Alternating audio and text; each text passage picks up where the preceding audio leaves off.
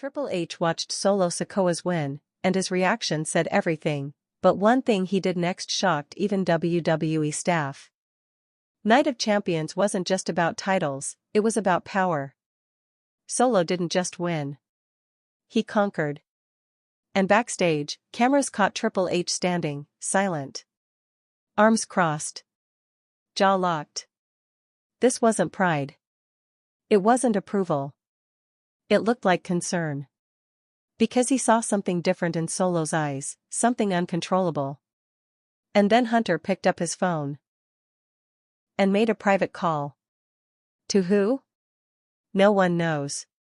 But when Triple H moves in silence, something big is coming. Follow to find out who's next. What if I told you that one of the most powerful men in wrestling stood completely still, because he saw something that scared him? Not a wrestler. Not a manager. Not even a fan. Triple H. The game. The cerebral assassin. The current architect of WWE's future. And yet, at Night of Champions, in a moment where every instinct should have screamed applaud, celebrate, or strategize, he froze. Arms folded. Brows tight. Eyes locked. Jaw clenched. Like a man staring down a threat he didn't see coming. That threat was Solo Sikoa. But before we get to the phone call, before we unravel what that silent stare actually meant, we need to back up. Because what happened that night wasn't just another chapter in WWE drama. It was a power shift. The kind that starts quietly, like the first crack in glass before it shatters. Night of Champions wasn't just a pay-per-view. It was a pressure cooker. Titles were on the line. Reputations were at stake. And under the glittering lights of Jeddah Superdome, alliances were tested like never before. At the center of it all? Solo Sikoa. A man known for his silence, for his impact, for his bloodline. Not just Roman's cousin. Not just the enforcer. Solo is the walking embodiment of what happens when potential meets punishment. That night, he wasn't the side character. He was the main event energy, and he delivered. His opponent? Doesn't even matter for this part. Because what Solo did in that ring wasn't just win. He dominated. Cold. Relentless. Calculated. Almost mechanical, like he wasn't just fighting for victory, but for control. And backstage? Triple H was watching. Picture this, the crowd's roaring. The commentary team's losing their minds. The referee counts to 3, Solo's hand is raised. But the camera cuts backstage. Triple H standing. Silent. Alone. No clapping. No nod. No fist bump. Just stillness. You ever see someone have an oh no moment, but they don't panic? They just absorb? That's what it looked like. Like the gears in his mind had just jammed. Some WWE staff later described it as unnerving. One unnamed road agent even said, "I've worked with Hunter for years. I've seen him lose his mind after matches. I've seen him elated. I've seen him mad. But I've never seen him like that. Not blank. Not worried." And maybe you're thinking, he was just playing it cool. But then it happened. He reached into his pocket. Pulled out his phone. Made a call. No expression change. No emotion. Just pressed the phone to his ear and walked out of frame. That's it. That's all we saw. But that tiny moment, less than 10 seconds on screen, has launched a firestorm of speculation. Let's be clear about something, WWE is not a subtle business. This is the same place where people return from the dead, betray family members mid-match, and cash in briefcases on broken bodies. Everything is big. Loud. Obvious. Which is exactly why this quiet moment was so powerful. In a world of pyro and promos, Triple H said everything by saying nothing. And fans noticed. Clips of that backstage footage flooded TikTok and YouTube within minutes. Reaction videos. Theory breakdowns. Frame-by-frame analysis. Some said he was calling Roman Reigns. Others said it was a call to The Rock.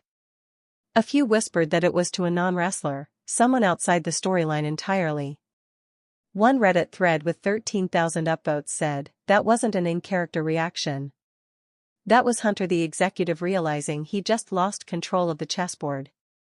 Because here's the thing, Triple H didn't build his legacy by being caught off guard. And yet, something in Solo's win, maybe the aggression, maybe the lack of emotion, maybe the way he walked out of the ring like it meant nothing, shook him. This wasn't just about Solo Sikoa winning a match. This was about a man who was never meant to be the face of the company, slowly becoming the one holding the knife behind the throne. Solo doesn't smile. Doesn't cut lengthy promos. Doesn't play to the crowd. He hurts people. He obeys when it suits him. He disobeys when it doesn't. And more importantly, he doesn't care about being loved, cheered, or even respected. In a company where stars are built through charisma and catchphrases, Solo is an anomaly. And anomalies are dangerous, especially when they win. Triple H knew this. You could see it. This wasn't the proud mentor watching a prospect succeed. This was the man pulling the strings, suddenly realizing one puppet had cut their own. What separates this moment from typical WWE theater is the feeling. Wrestling fans are savvy.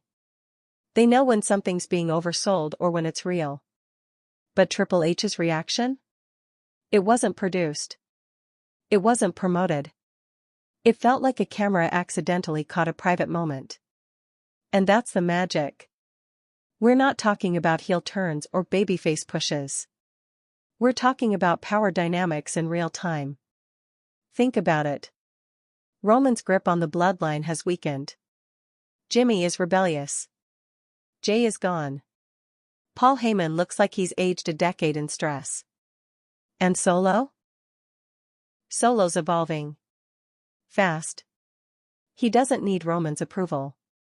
He doesn't wait for permission. He just acts. And in WWE, acting without orders is how you end up changing the hierarchy. The mystery call, who did Triple H contact? Let's go back to that phone call for a second. We never see who's on the other end. We don't hear a word. Not even a hello. But that's what makes it so unsettling. Was it Roman Reigns? Maybe Triple H wanted to warn him, you need to handle Solo before he handles you. Paul Heyman? Possibly seeking insight. Or maybe giving orders, contain this. Fast.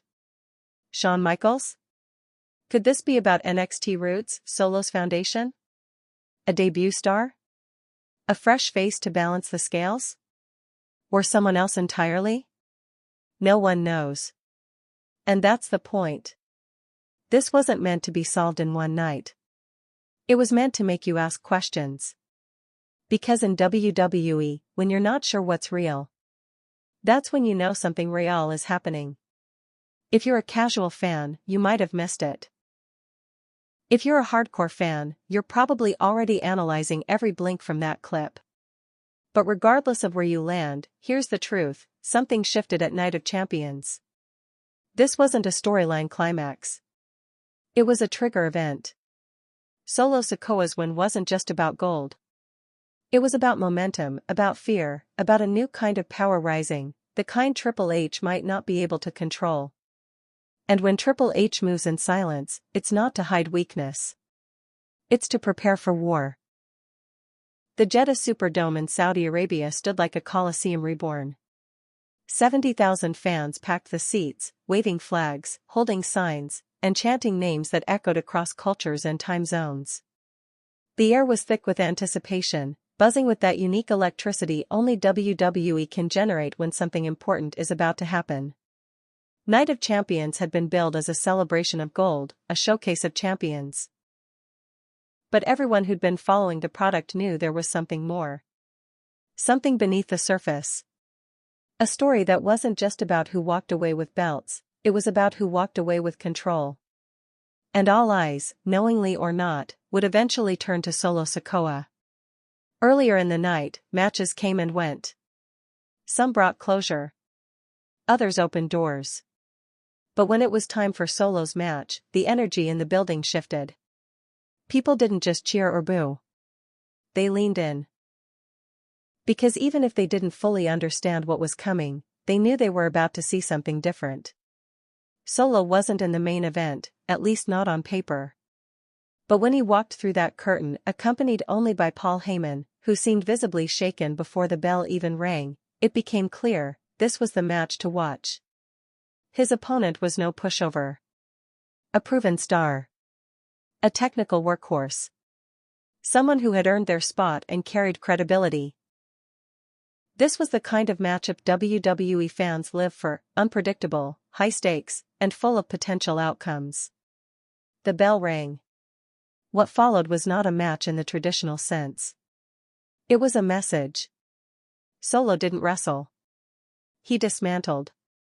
Everything from his entrance to his pacing inside the ring suggested he wasn't there to win. He was there to destroy. The first minute saw an explosive flurry, Solo launching into his opponent with a corner splash and a snap Samoan drop that landed like a thunderclap. Every move was executed with surgical precision, but it didn't feel like a technician at work. It felt like a predator on instinct. The audience, initially loud, began to quiet. Not out of boredom. Out of tension. They were watching something that didn't feel rehearsed. Solo's strikes had a weight to them. His facial expressions never shifted. There was no taunt, no showboating. Just focus. Just damage. At one point, the opponent managed to mount a comeback. A sequence of counters. A near fall that almost caught Solo.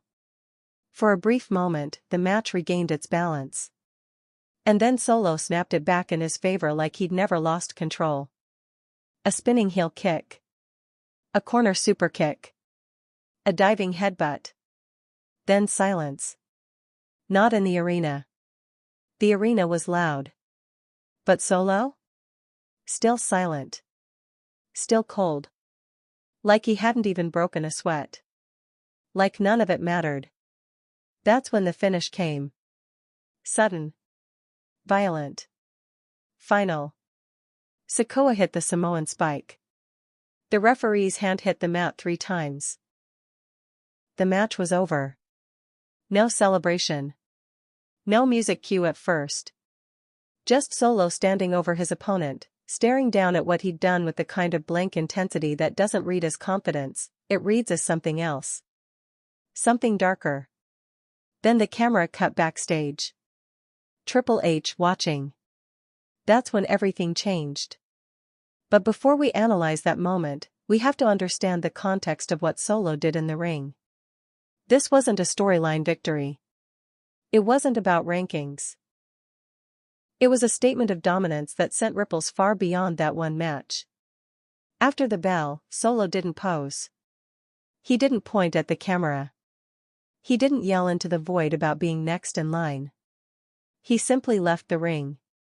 Walked up the ramp. Paul Heyman followed, hands nervously clasped. His body language screamed confusion. Fear, even. The symbolism wasn't lost on anyone. Heyman trailing behind Solo, not beside him. A subtle visual cue that the balance of power had begun to shift. Commentary tried to catch up. Michael Cole offered professional praise, but there was hesitation in his tone. Corey Graves tried to bring the focus back to the big picture, calling Solo the most dangerous enforcer WWE has ever seen. But even that felt underwhelming compared to what we'd just witnessed. Because Solo didn't just defeat an opponent. He eclipsed them. In that ring, in that moment, he looked like something WWE hadn't had in years. A rising star who didn't want the spotlight, didn't need approval, and wasn't playing a character. He looked like the personification of threat. And while the match itself may have only lasted 10 minutes, its impact felt seismic.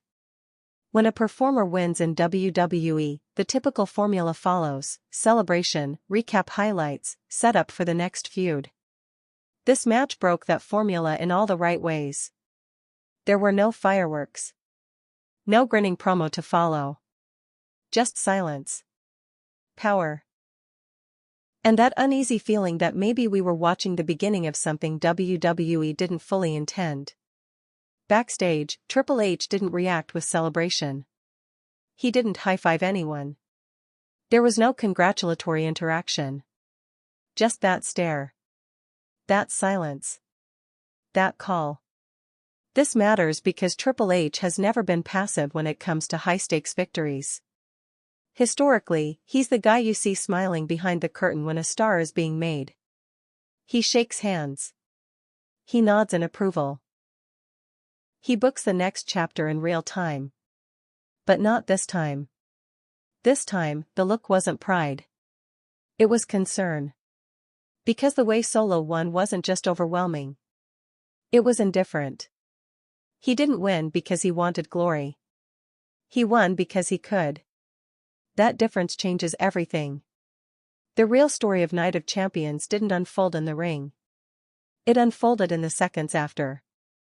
The questions it raised had nothing to do with titles and everything to do with control.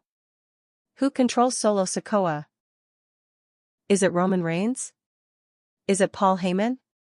Is it Triple H? Or is the scarier answer, no one? That's why this match matters. That's why this entire night matters. Because in that 10-minute stretch, the WWE landscape subtly but unmistakably shifted. And not everyone was ready. Fans watching at home might have just seen another W for the Bloodline. Another dominant performance from the silent muscle of the group. But those paying attention saw something much bigger. They saw a man stepping out of the role he was cast into. They saw an executive realize the train he helped build might now be running off the rails. They saw the beginning of a new kind of reign. One that doesn't come with declarations or drama. Just actions. Solo Sikoa didn't just win. He crossed a line. And that's why everyone's talking about what happened next. In WWE, reactions are often louder than action. A cheer, a gasp, a sudden heel turn. The crowd roars, the commentary explodes, and the cameras follow every twitch of a superstar's body language. Every win is followed by a story beat, every loss by a new angle. That's the rhythm fans are used to. But not this time. Because when Solo Sikoa won his match at Night of Champions, after 10 minutes of cold brutality, the most unforgettable moment didn't happen in the ring. It happened backstage. It lasted barely 8 seconds. And it said more than any promo could. Triple H alone. Watching. Silent. Let's break that image down. He wasn't surrounded by talent. No producers, no agents, no other execs. No clapping from backstage. No excitement. He wasn't mid-conversation. He wasn't checking his phone. He wasn't pacing. He was just standing still, eyes locked on the monitor. Arms crossed. Lips tight. Jaw flexed. And that expression, barely there, barely readable, was not the look of a man satisfied. You could almost miss it. But once you saw it, you couldn't look away. Because in that exact moment, Triple H looked less like the creative mastermind of WWE and more like a man watching a mistake unfold in real time. This wasn't pride. This wasn't celebration. This was calculation. Concern. A sudden realization that something had gone further than expected. Now, let's be honest. Triple H has seen it all. He's not easily shaken. He's been in the business for decades. He's helped build superstars, bury legends, and resurrect careers. He knows what a breakout performance looks like. And Solo's match? From a creative standpoint, it was a breakout. That's undeniable. But Triple H didn't smile. He didn't lean over to anyone and nod. He didn't show any satisfaction that his talent booking had just produced a future main eventer. He stood there like a man who'd just lost leverage. What makes this even more fascinating is the contrast. WWE backstage reactions are typically explosive. Think about past breakout matches. When Seth Rollins cashed in at WrestleMania, when Daniel Bryan lifted the titles at WrestleMania 30, when Becky Lynch became the man. There's always footage of high fives, cheers, hugs, emotion. And yet here we had silence. That silence is everything. It's not just the absence of sound. It's the presence of doubt. The stillness of a man who's realizing the equation has changed. Let's zoom out for a moment. Triple H is not just a character anymore. He's not just a former world champion. He's the creative force behind WWE's current direction. Since stepping into his executive role, he's had a hand in shaping story arcs, developing talent, building stars that fit his vision of what modern wrestling should be. Solo Sikoa was part of that plan. Brought up from NXT. Planted firmly into the Bloodline storyline. Positioned as muscle. Meant to be a piece of the machine. But what happens when a piece starts moving on its own? That's what Triple H was watching. Not just a win, but a shift. A piece breaking free of the machine. And you could see the moment it clicked. The jaw tightened. The eyes narrowed. And then, the call. He reached into his suit pocket, pulled out his phone, and dialed. No words spoken. No emotion shown. Just the movement of a man who knew he had to act fast, and didn't want to be seen acting at all. Why does this matter? Because Triple H isn't a man who acts without reason. His entire career has been built on calculated control. From his days in DX to his reign as the Game to his time running NXT, everything he does is based on strategy. And yet, that phone call didn't look like part of a long-term plan. It looked like damage control. Now, let's talk about what the silence wasn't. It wasn't confusion. Triple H doesn't get confused. He may be surprised, but he always processes. It wasn't boredom. He was locked in. Watching Solo like a man watches a live wire on the floor. It wasn't approval. If this had been part of the plan, there would have been some hint of satisfaction. A smirk. A nod. Something. But there was nothing. Only stillness. And that's what made it loud.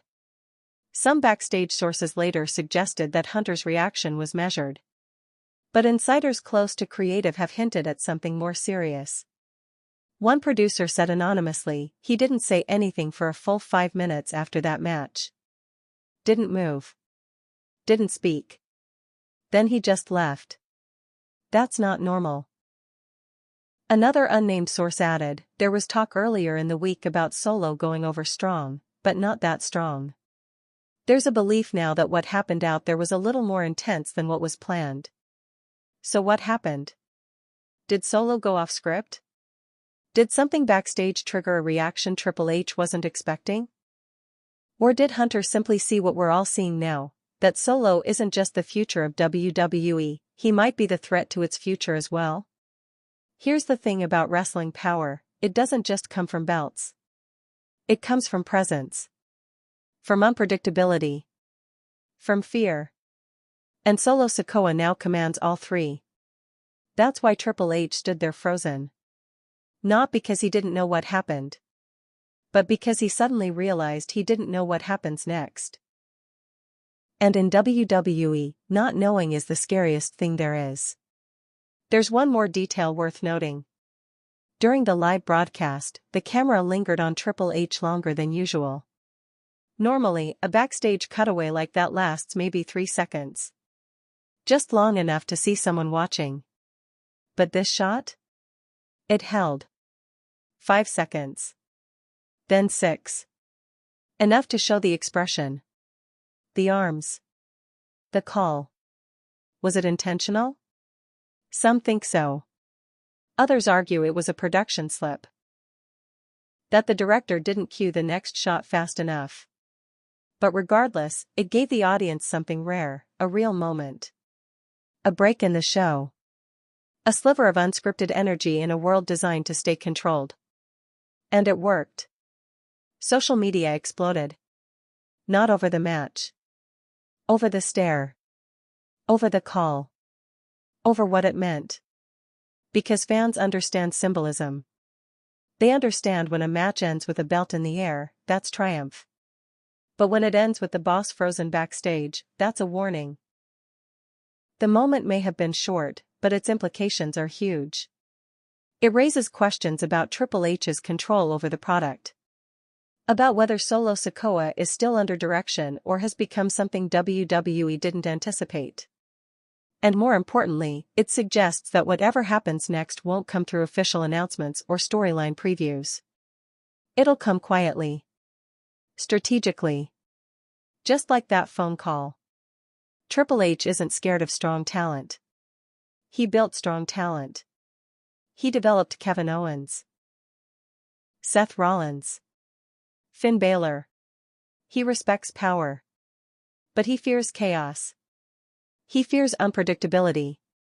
Because unpredictability in WWE doesn't just derail storylines, it destabilizes empires. Solo Sikoa is not chaos in the traditional sense. He's not wild. He doesn't rant. He doesn't rebel. But he is unpredictable. Because he doesn't follow anyone's cues. And that makes him dangerous. Triple H knows this. And that's why his silence spoke louder than anything else at Night of Champions. Who is Solo Sikoa, really? When Solo Sikoa walks to the ring, you don't hear a catchphrase. You don't hear pyrotechnics drowning out the crowd. You hear his boots. That slow, deliberate stride. That sharp stare that cuts straight through the noise. He doesn't flex. He doesn't grin. He doesn't ask for approval. He comes to do one thing, hurt people. He's not a mystery in the sense that we don't know where he came from. His story is public, his bloodline even more so. But what makes Solo Sikoa really dangerous isn't what's on the record. It's what's still being written. Because WWE may have brought him in as part of a storyline, Roman Reigns heavy, the loyal cousin, the silent enforcer, but it's clear now that he's something entirely different. He's not just the next big thing. He's the next big threat. To understand why Triple H froze after his win, why the company seems tense whenever he's involved, why Paul Heyman looks more like a hostage than an advisor. You have to understand who Solo Sikoa is underneath the TV character. And that starts with his name. Solo Sikoa. The name wasn't chosen randomly. Solo evokes isolation. It tells you he's separate. Not just from opponents, but from the pack. Even inside the bloodline, he always stood apart. While Jimmy and Jay leaned into tag team chemistry, Solo was the blunt weapon. The strike force. The one who never needed to be flanked. And Sikoa. A nod to the family name, but also one that sets him apart from the Reigns, the Usos, and the Anoa'i legacy. It acknowledges his bloodline without binding him to it. Even the choice of his look tells a story. While Roman drips in gold and ceremonial garb, and the Usos bring flair and bravado, Solo walks in like a street fighter. Bare feet. Taped fists. Tattoos and silence. There's nothing theatrical about him. And that's exactly what makes him cinematic. Born Joseph Fatu, Solo grew up immersed in wrestling's most dominant dynasty. The Anoa'i family isn't just a footnote in wrestling history, it is wrestling history. His father, Rikishi, was one of the most charismatic big men of the Attitude Era. His brothers, Jimmy and Jay, formed one of the most successful tag teams of all time. His cousins include Roman Reigns, Yokozuna, Umaga, and even The Rock. But here's the twist, unlike his relatives, Solo didn't debut with fanfare. He wasn't a main roster darling. He cut his teeth on the independent circuit. Trained at the WWE Performance Center. Then made his mark in NXT. And that's where things started to change. In NXT, Solo didn't enter with a spotlight. He didn't write his last name. He earned his respect through matches. Through knockdowns. Through chaos. He wasn't booked to win every time. But every time he wrestled, people noticed. He didn't need promos. His matches were the promos. What separated Solo and NXT was the way he carried himself. Other young stars were trying to get over. Solo wasn't trying. He just was. He didn't care about the crowd's reaction. He didn't need the microphone. He came out, wrecked people, and walked off. Cold. Efficient. Unapologetic. When he got called up to the main roster and inserted into the bloodline, fans thought they knew the playbook. This was just Roman's new right hand. The muscle. The third Uso. A guy who would do Roman's bidding while Heyman whispered in his ear. But Solo didn't act like a subordinate. He listened, sure. Followed orders at first. But even then, there were signs. He never smiled during bloodline celebrations. Never cracked during in-ring speeches. Never needed the microphone to get over. He wasn't there to entertain. He was there to control. Control the damage. Control the narrative. And, maybe, control the future. As the bloodline saga unfolded, tensions began to crack. Jay started questioning Roman's dominance. Jimmy turned rebel. Heyman looked panicked. Roman manipulated everyone with precision. But Solo? He never flinched. And he never chose sides. He moved like a man with his own agenda. One of the most telling moments came during a backstage segment months before Night of Champions. Roman told Solo, "You work for me." Solo didn't respond. He just stared. Not out of loyalty. Not out of fear. But as if to say, I don't work for anyone. And that right there is the difference between Solo and the rest of the bloodline. Roman rules through fear. Jimmy rebels out of emotion. Jay got caught in the middle. Solo? He doesn't care about any of it. He's not interested in power struggles. He's interested in impact. He's a throwback to the old days, when wrestlers didn't need soap opera arcs to sell tickets. He's a modern-day rogue. Equal parts Umaga and early Taz, mixed with the cold psychology of Brock Lesnar. Except there's one key difference, Solo doesn't need a mouthpiece. Brock always had Paul Heyman. Umaga had Armando Estrada. Even Roman, at the peak of his dominance, needed Heyman as his hype man and buffer. Solo doesn't. He doesn't say much, and he doesn't have to. The menace is in the silence. And that silence has become a language of its own. Every time Solo walks out, he says without speaking, "I'm not here to be your star. I'm here to be your ending." That's what makes Triple H's concern so real. He didn't see just another rising talent. He saw someone stepping outside the lines of what WWE superstars are supposed to be. WWE is built on structure. Characters. Merchandise. Arcs that are planned, teased, paid off. It's a machine, and everyone plays a part. Solo isn't playing. He's dismantling. Even within creative circles, the discussion around Solo is different. Most up-and-comers are discussed in terms of potential. He's a future main eventer. He's got a great look. He's over with the crowd. But with Solo, the question isn't about potential. It's about control. Can he be managed? Can he be directed? Or will he do what he wants when he wants? Those are the questions being whispered now. And it's not just about booking. It's about presence. It's about what happens when a performer becomes bigger than the box they were built for. That's the risk with someone like Solo Sikoa. He's too real. Too unpredictable. Too effective at what he does.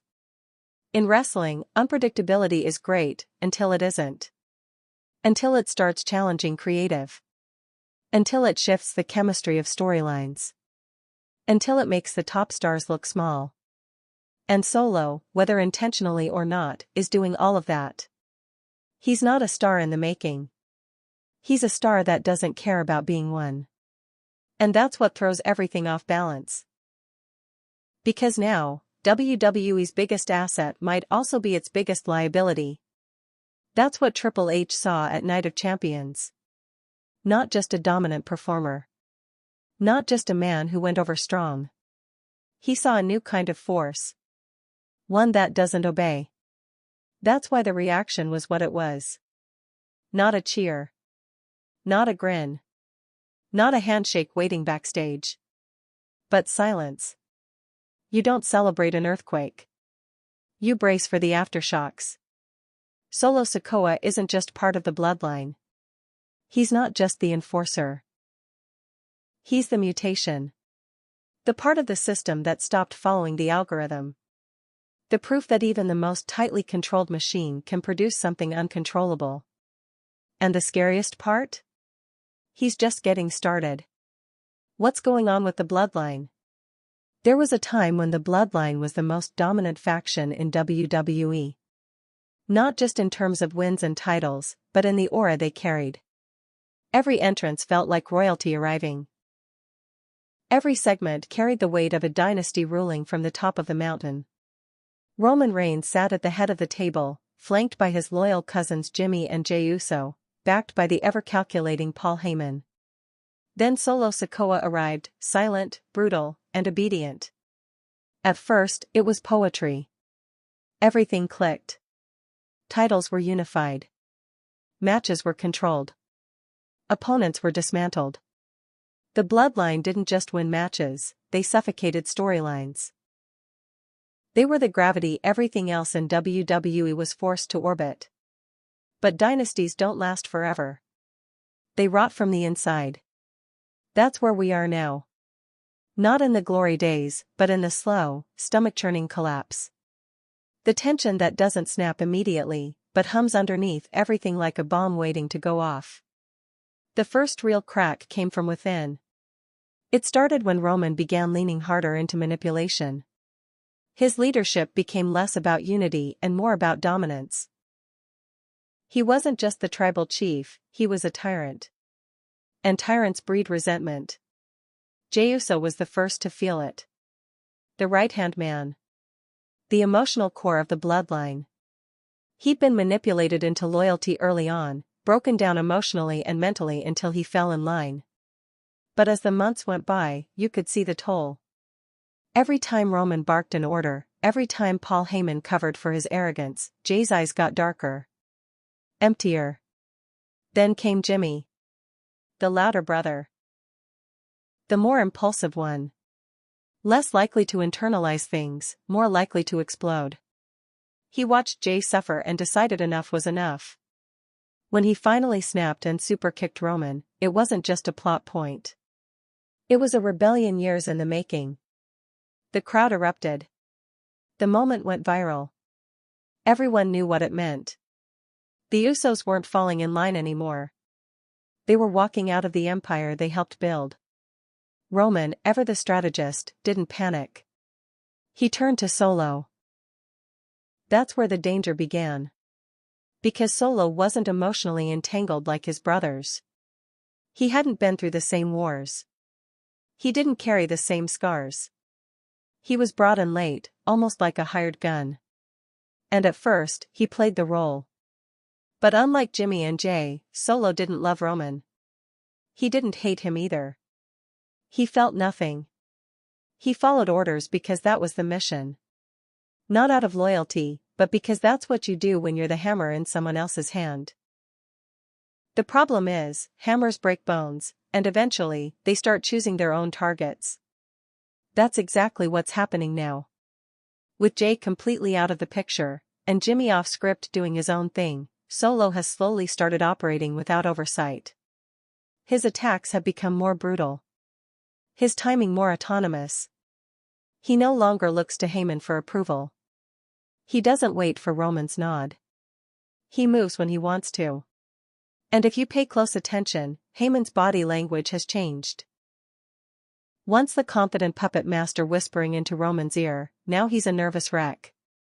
Whenever Solo stands beside him, Heyman doesn't look empowered. He looks anxious, like he's not sure what Solo will do next, or if he'll be the next target. Because here's the terrifying truth, Solo doesn't need anyone anymore. He's not part of the crumbling bloodline. He's the next evolution of it. WWE built the bloodline around Roman's image, a leader, a unifier, a symbol of legacy and dominance. But Solo doesn't carry that weight. He doesn't care about legacy. He doesn't demand acknowledgement. He doesn't preach hierarchy. He acts. And that shift, away from structured dominance toward chaotic autonomy, is what makes Solo so dangerous. When the bloodline started, every move felt orchestrated. Now, it feels improvised. Not in the storyline sense, but in the energy. The chaos isn't coming from challengers anymore. It's coming from within. Roman has been increasingly absent. Whether due to part-time status, injury, or storyline decisions, his absence has left a power vacuum. One that no one has officially filled, but Solo has unofficially stepped into. And he's not trying to restore order. He's thriving in the disorder. This is where things get political. Behind the scenes, factions like the Bloodline are used as creative vehicles to elevate talent, sell merchandise, and anchor weekly programming. When it works, everyone benefits. But when it starts to unravel, the fallout spreads fast. Ratings dip. Narratives collapse. Stars lose momentum. That's the tightrope WWE walks with the Bloodline right now. Roman's aura still holds weight, but it's fading. The Usos have split from the faction and may not be rejoining anytime soon. Heyman is visibly losing influence. The only one gaining power is Solo. And he's doing it without asking permission. This is the exact nightmare Triple H would be trying to avoid. Because when a performer starts stepping outside the lane, when they begin to dictate tone rather than follow it, it throws the entire ecosystem off balance. Solo's rise isn't happening because of story. It's happening in spite of it. That's what makes this implosion so unique. It's not happening with a dramatic betrayal or a decisive loss. It's not a traditional end of a faction storyline. It's a slow decay. A loss of identity. A shift in tone. And in that void, Solo is ascending. There's a reason fans are beginning to call him the new tribal chief, not out of loyalty, but out of fear. Because he's the one left standing. He's the one still dominating. He's the one no one can seem to control. If the Bloodline was a throne, Solo's not waiting to be crowned. He's building his own. So what does this mean going forward? It means everything is up for grabs. Roman's return, when it comes, may not restore order. It might trigger war. Heyman might have to choose survival over loyalty. Jimmy might come back, but he won't recognize the family he left. And Jay? He's out. For now. But even he knows, if you want to get to the top now, you don't have to go through Roman. You have to go through Solo. The Bloodline was once the most cohesive unit in WWE. Now it's a battlefield of shifting loyalties, broken rules, and rising threats. And standing in the middle of it all is a man who was supposed to be just muscle. Solo Sikoa. The last loyal soldier. Or maybe, the first warlord of what comes next. Triple H doesn't panic. That's rule number 1. He never has, not as a performer, not as a backstage leader, not as the man now steering the creative ship of WWE. Whether he was taking chair shots in the Attitude Era or navigating the real-life chaos of Vince McMahon's retirement and return, Hunter Hearst Helmsley, born Paul Levesque, has always projected one thing above all: control. So when you see him frozen after Solo Sikoa's win at Night of Champions, when you see him make that silent call without a word to anyone around him, the question isn't, is he shocked? It's, why did he break character? Because that's exactly what he did. Triple H is always working. Even now, in his role as Chief Content Officer, He blends real leadership with on-screen storytelling. He knows where the cameras are. He knows what images get clipped, shared, analyzed. So when he stands still, arms folded, lips tight, when he doesn't say a word, that's not a misstep. That's a fracture. That's an unplanned moment leaking into the system. To understand the weight of his silence, you have to understand how he operates. As a wrestler, Triple H built his identity around being cerebral. He wasn't the flashiest.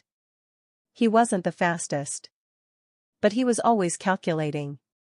Watching. Waiting. Choosing the right moment to strike. His nickname, the Cerebral Assassin, wasn't just branding, it was a mindset.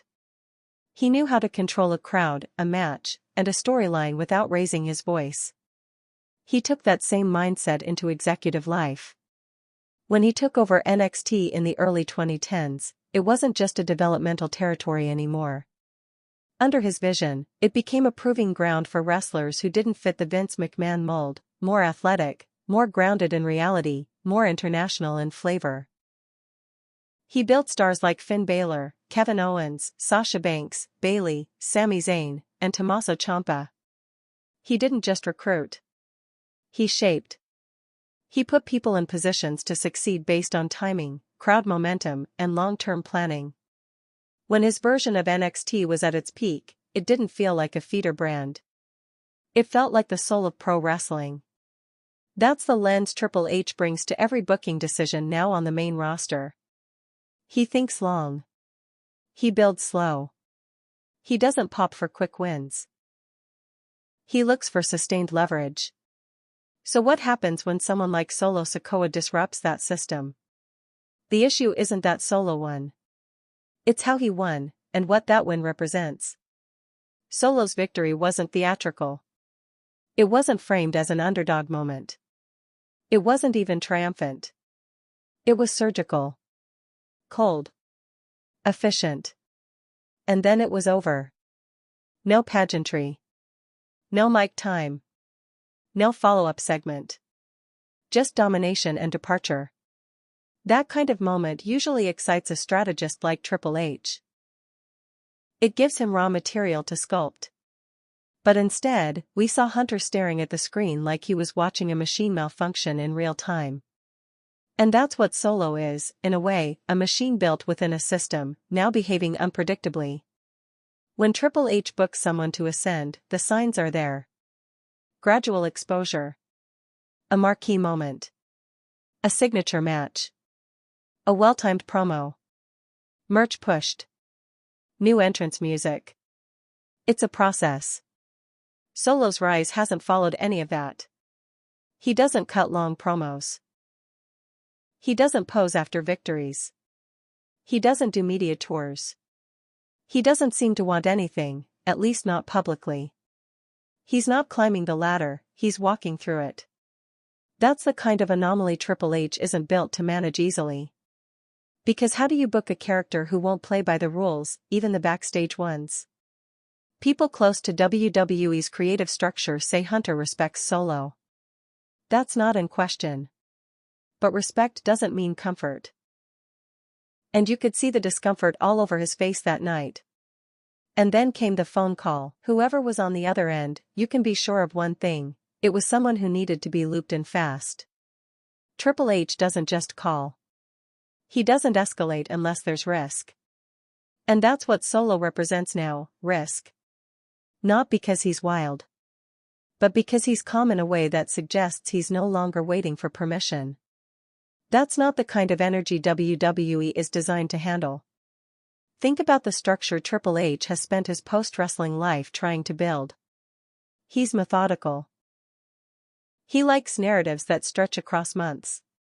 He values payoff over surprise. He respects heat but craves consistency. Solo doesn't check those boxes. Solo is heat without context. Presence without setup. Power without precedent. And here's the part that should keep Hunter up at night, the fans love it. Not in the traditional way. Not like a Cody Rhodes return or a Seth Rollins chant along. They love Solo the way people watch a thunderstorm from their window. Nervous, awestruck, quiet.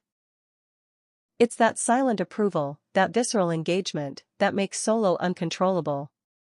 Because if the fans keep responding to him on this level, without needing a storyline to carry it, then creative control becomes optional. Optional becomes obsolete. And obsolete becomes dangerous. Triple H has worked too hard to let the architecture slip like that. In a business built on control, Solo is introducing chaos. And chaos isn't just a booking challenge, it's a branding nightmare. You can't sell shirts with silence. You can't license unpredictability. You can't plan 6 months of TV around a performer who might not follow the emotional arc you need. But here's the kicker, you also can't stop momentum when it starts rolling downhill. Not without breaking it. Not without a backlash. Triple H is in a corner. He can either lean into Solo's rise, and risk the rest of the bloodline narrative collapsing around it. Or he can try to manage it. And risk neutering the very thing that makes Solo compelling. Either way, it's a problem. That's why the phone came out. Because somewhere in that moment, Triple H realized he didn't just witness a win, he witnessed a shift. He's not just dealing with an ascendant star. He's dealing with a breakout variable. One that may have just made every future Bloodline segment impossible to predict. And in WWE, unpredictability isn't exciting when it happens backstage. It's terrifying. Triple H has managed through Vince's unpredictability. Through corporate shakeups. Through media mergers. Through pandemic-era empty arenas. Through locker room ego wars and fan revolts. But this is different. This is internal. This is one of his own, a man brought in through his pipeline, nurtured through his system, now potentially undermining his authority. Solo isn't doing it loudly. He's doing it quietly. Just like Triple H taught him. The silence said a lot. The call said more. When Triple H reached into his pocket, pulled out his phone, and made a call in the immediate aftermath of Solo Sikoa's victory, it wasn't dramatic. There was no yelling. No slammed doors. No pacing or gesturing. Just precision. It was brief. Quiet. Intentional. But for those watching closely, it was like seeing a chess grandmaster tip a piece forward mid-match, not a declaration of victory, but an acknowledgement that something had shifted. And what makes that moment stand out isn't just that Triple H made a call. It's that it didn't look like part of the show. In a universe where everything is produced, where every stare and line and gesture is mapped out in rehearsal, this didn't look mapped. This didn't look rehearsed. It looked real. So who was on the other end of that call? That question has been lighting up Reddit threads, fan pages, and backstage rumor mills ever since. Not because fans are desperate for gossip, but because everyone knows that call mattered. There are only a few names that make sense. Let's start with the most obvious. This theory holds weight. Roman's absence has left a hole in the bloodline structure. If Triple H saw Solo's win as more than a routine victory, if he saw it as a power grab, he may have called Roman to signal that the empire he built was under threat. It wouldn't be a courtesy call. It would be a warning. Something like, your cousin just made a move. One you didn't authorize. And the crowd loved it. But the tone matters here. Triple H didn't look like a man calling to strategize. He looked like someone delivering intel. And Roman doesn't take orders. If that call went to Roman, it wasn't collaborative, it was confrontational. Heyman is closer to Solo than anyone. He's also the one visibly unraveling during all of this. Watching Solo win without joy. Standing behind him, not beside him. Triple H could have been calling to check the temperature. Is he still listening to you?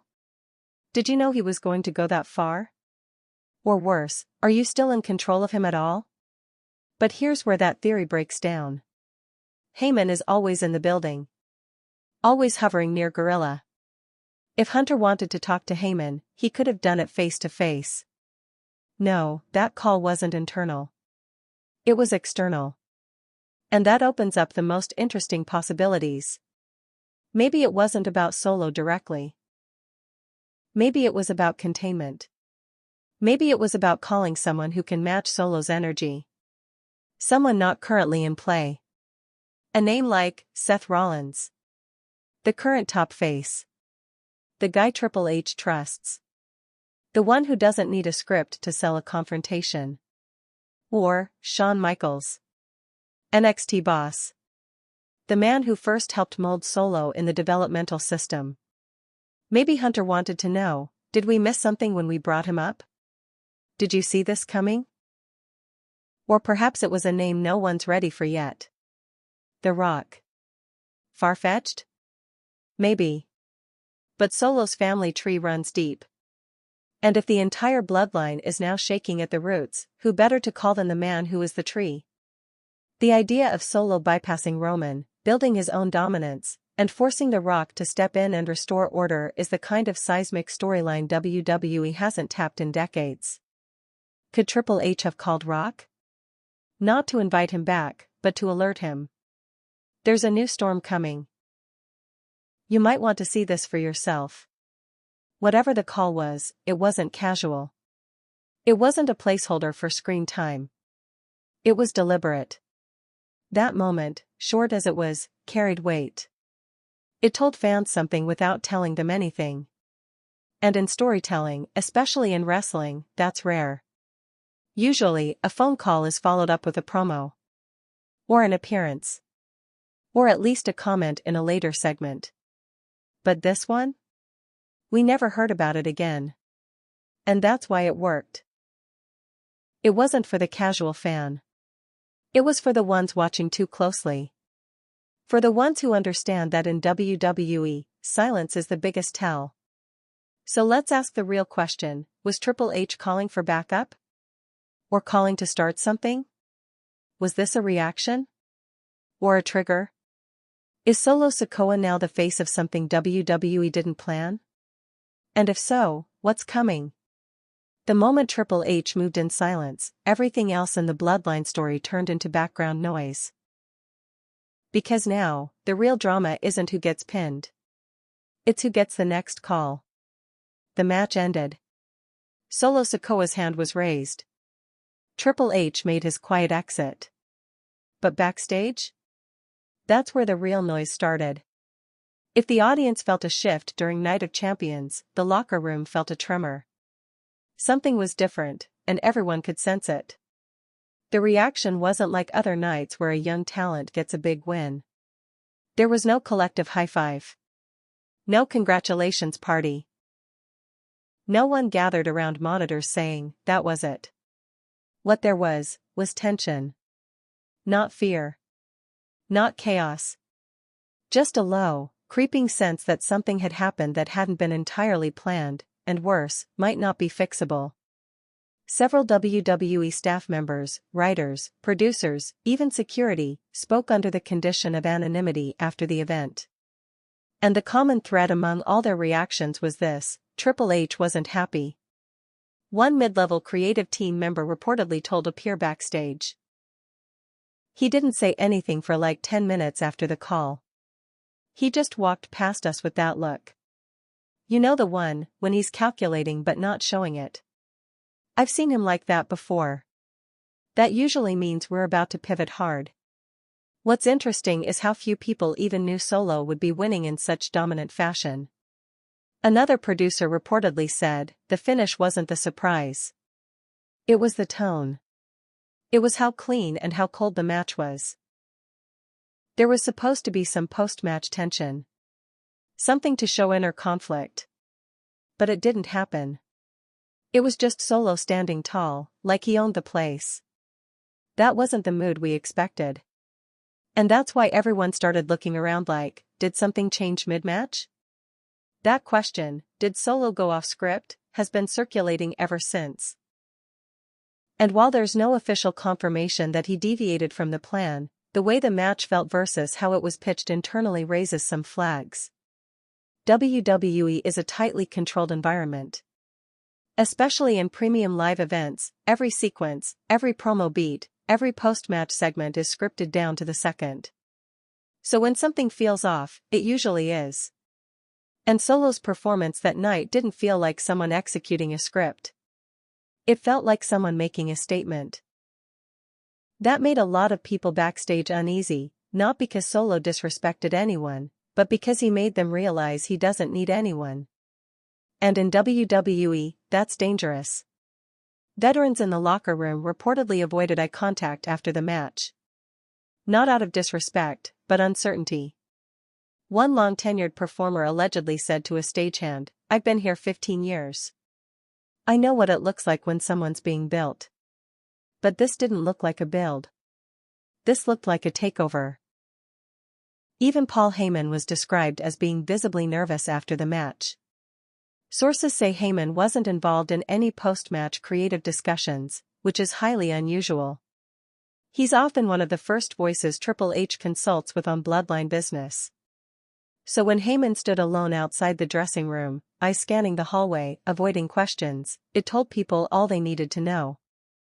Heyman is a master manipulator. A performer who always knows where the camera is. But that night, he looked less like a character, and more like a man trying to figure out where the train went off the rails. It wasn't just talent who took notice. Production staff reportedly scrambled in the control room when the broadcast cut to Triple H's reaction longer than expected. "It wasn't supposed to linger that long," said a source in the truck. "We were supposed to cut away quicker. But Kevin Dunn let it ride, and everyone just watched Hunter make that call." It was one of those moments where everyone realized, oh, this is real. That moment, those few seconds of unfiltered footage, have now become the subject of debate internally. Was it a mistake? Was it deliberate? Some believe it was an intentional leak of authenticity. A choice to blend reality with story in a way that fans haven't seen since the CM Punk pipe bomb or the Montreal Screwjob aftermath. Others believe it was a crack in the wall. A sign that not even WWE's top brass is fully in control anymore. And still others think something even deeper is happening. A high-ranking WWE source, anonymous but verified, put it this way: Hunter's not mad that Solo won. He's mad that the story changed without his input.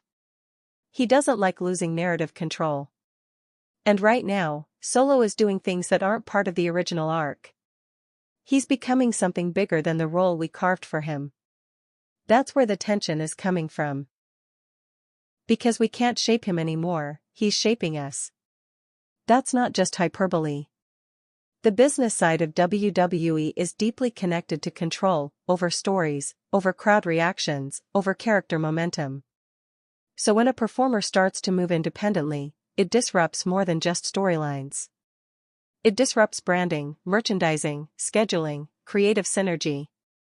You can't sell a character you can't predict. And Solo has now crossed that line. He doesn't speak often. Doesn't explain his actions. Doesn't sell his own story. And that makes it hard to position him on posters, in campaigns, in media outreach. He's a star that can't be weaponized commercially yet, and that's a problem for a company that needs structure to scale. Yet, despite all of this backstage unease, there's a powerful undercurrent of respect. No one is saying Solo is out of control in the unprofessional sense. No reports of arrogance. No issues with the locker room. No ego clashes. What people are saying is simpler. And more unsettling. He's operating on a different frequency. He doesn't need heat, one veteran said. He is heat. Another added, he's not waiting for the push. He already pushed. It's that quiet inevitability that has WWE insiders whispering about what comes next. Is this where Solo breaks away from the bloodline officially? Is this the beginning of a run that bypasses Roman entirely? Is this the first domino in something far bigger? One longtime backstage coordinator reportedly told his team after the show, "Something's going to change. Mark my words. This isn't just a title run. This is a correction. The machine's been running on the wrong guy, and now it's catching up to us." That's not just internal hyperbole. That's a warning. The shift in energy backstage is clear. Triple H knows it. Heyman feels it. The roster senses it. And now, the fans are part of it. Everyone's watching Solo Sikoa. Not just because of what he did, but because of what everyone else did afterward. Or didn't do.